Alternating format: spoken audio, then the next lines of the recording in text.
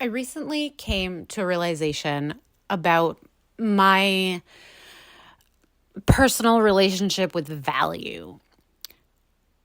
Now, I suppose that doesn't make too much sense putting it that way, but the interesting thing is that people have always talked about self-worth and how it's it's a common thing for people to feel as if they are not worthy of love, of good things, they're bad and therefore unworthy, all of that stuff. And I know listening to this, you're probably familiar with that. And most people I have seen seem to relate to this, thinking that or feeling that they are unworthy of this or that, the other thing, whatever it is that they desire.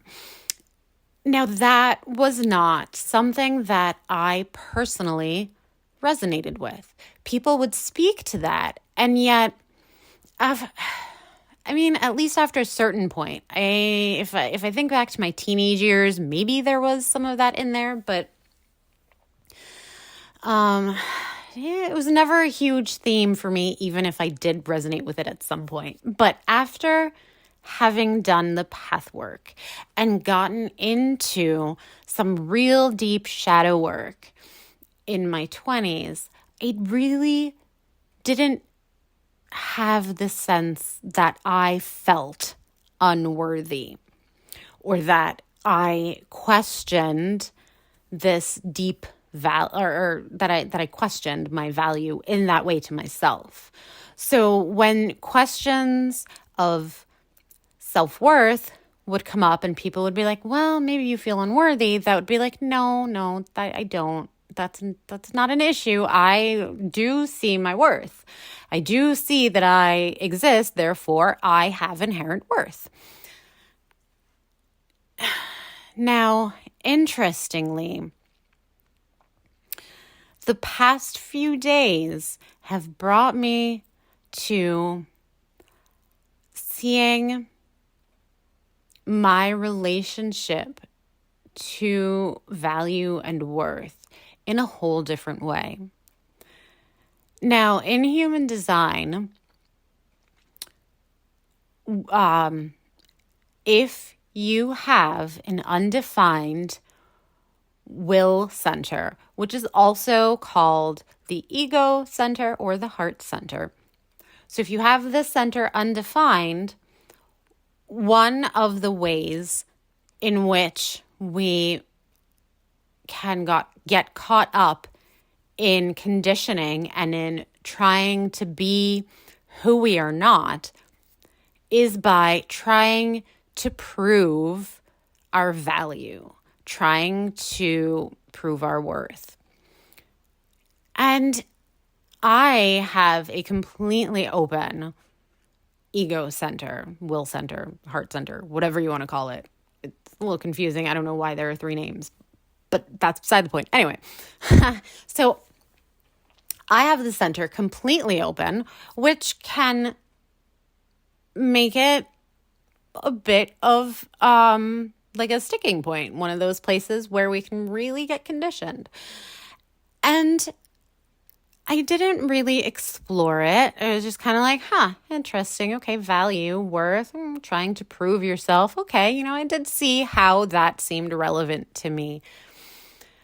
Now, a few weeks ago, I wrote a post that a fellow human design enthusiast read and pointed out to me that it seemed like I was trying to prove to people that I was this or that or the other thing. I forget exactly what she said, but she mentioned something about me trying to prove my worth or prove my value. And that really got me thinking. That really took me into questioning, well, I kind of was. And I was trying to emulate somebody else in order to try to write more effective posts or whatever for my business. But as I examined that, I was like, oh, that's not correct for me, doing it this way. And I started to think more deeply about the subject and to explore it. Now, fast forward a couple of weeks, and yesterday, no, not yesterday, the day before yesterday, I was looking at some other human design things, and without getting into the details of it, because that's not important, but I was looking into group dynamics, and it shows how we have different placements within our chart that are about these groups, that are like our contributions to these groups. And as I was looking at that, it kind of struck me like, oh, I don't have that many.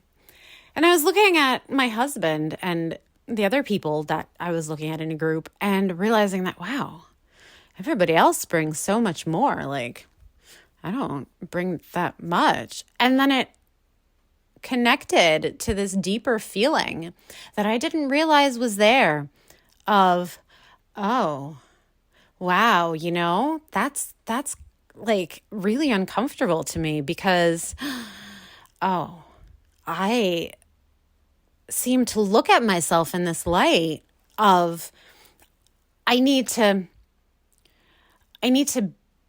be certain ways in order to prove that I am worthy of being a part of this group, to prove my value to the people that I want to be included in.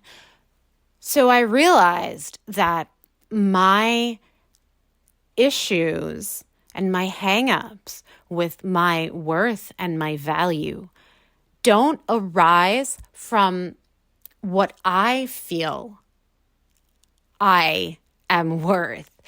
It arises from what I believe is necessary for other people to see me as worthy, whether I agree or not.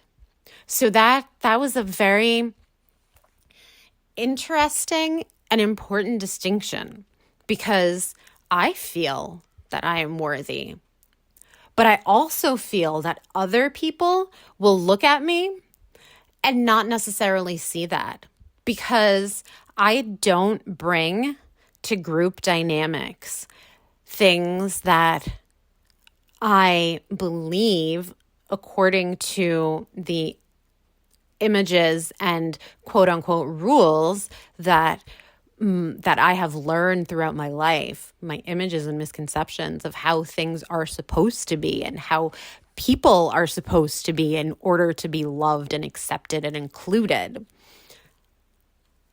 I am looking at myself and saying, oh, well, if I'm going to just be naturally me, I don't bring those things. I am not a caregiver. I am not a nurturer. I don't want to serve people.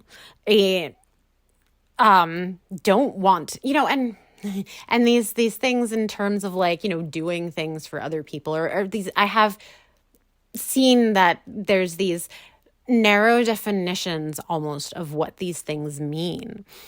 And in looking at my narrow definitions, which is why, same thing as saying images, they're these rules and assumptions of what these things mean. And I don't fit into them. So I'm looking at me and saying, oh, if I'm choosing to just be who I am, well, who I am doesn't do that. Who I am doesn't want that. Doesn't want to do that other thing there. Yeah, who I am doesn't want to do that. Who I am doesn't want to do that. Who I am doesn't do that. Who I am doesn't do that. Who I am doesn't do that and that and that. And looking at all of these things, that the rules that I have taken in tell me you're supposed to do in order to be a good, quote unquote, good, productive, valued member of a group, a family, a job, or whatever, any group. And in looking at that and going, oh, wow, well, I guess that makes a lot of sense why I keep trying to be who I am not. Because there's this deeper feeling that, well, if I simply allow myself to be who I naturally am, then I'm not going to be a person who gets included. I'm not going to be a person that is loved and accepted by other people. Even if I love and accept me, they won't, because I won't do this and that or the other thing. You know, I don't fit into any of these acceptable roles that you're supposed to be if you want to be a good member. Good is always quote unquote here of any group.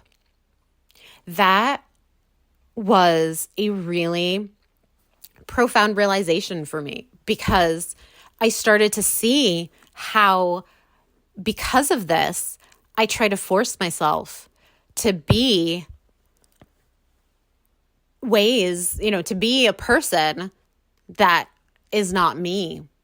Because the person who is me isn't going to naturally be a person who is accepted, isn't going to be right, isn't going to be good, isn't going to be correct.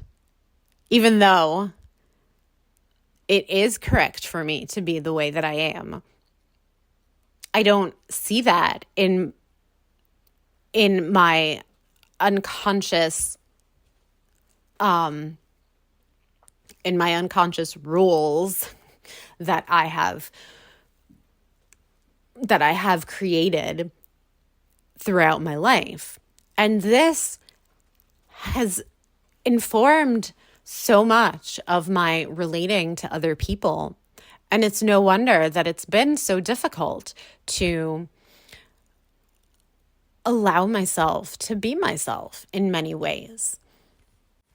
So as I try to embrace myself in a more authentic way, I've started to touch upon this fear that if I allow myself to simply follow my energy and stay true to me, to what I truly desire, to what I want to say yes to what I want to say no to, if I allow me to let go of pretense, of shoulds and musts and the rules, then what's going to happen? I'm going to be left alone, abandoned, and unincluded, and sad and lonely. And I'm going to die all by myself, nobody to care about me because of how I don't, if I just allow myself to be me, I don't fit into the right molds. Now, obviously, I mean, maybe not obviously, I don't know.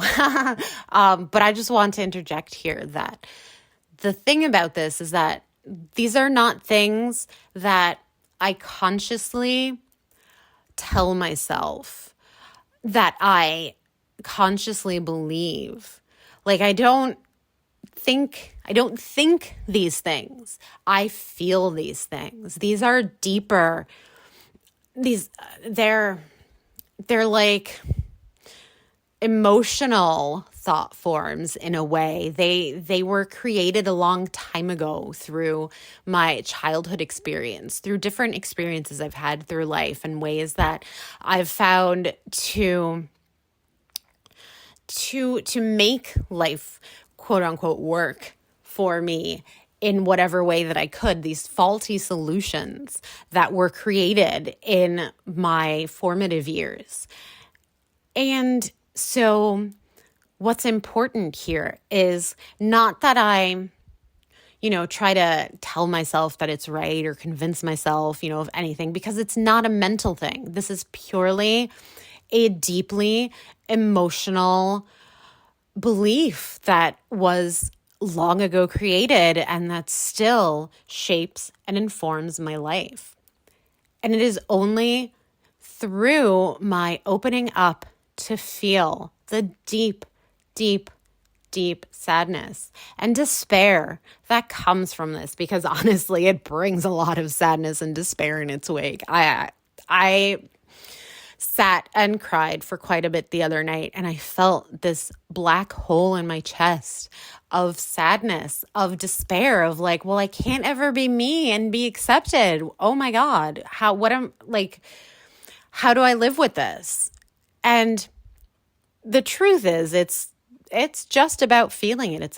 It's about allowing these feelings to surface. And slowly, as I feel them, as I express them here on this voice note, and as I've expressed it to different friends and to my husband, and allow myself to just understand that this is how I feel, and it's not reality in the objective world, but it has been the reality that I've been subjectively experiencing within my emotions, and just allowing myself to feel all of the feelings that come attached to that. That is how we work through these feelings. That is how I will come out on the other side and let go of these really limiting feelings of what it means to be valuable, and that I am not valuable in just being me. So it's important to not distract yourself from your feelings and allow yourself to go into it, because it's only by doing this feeling, this deep feeling, that things begin to change.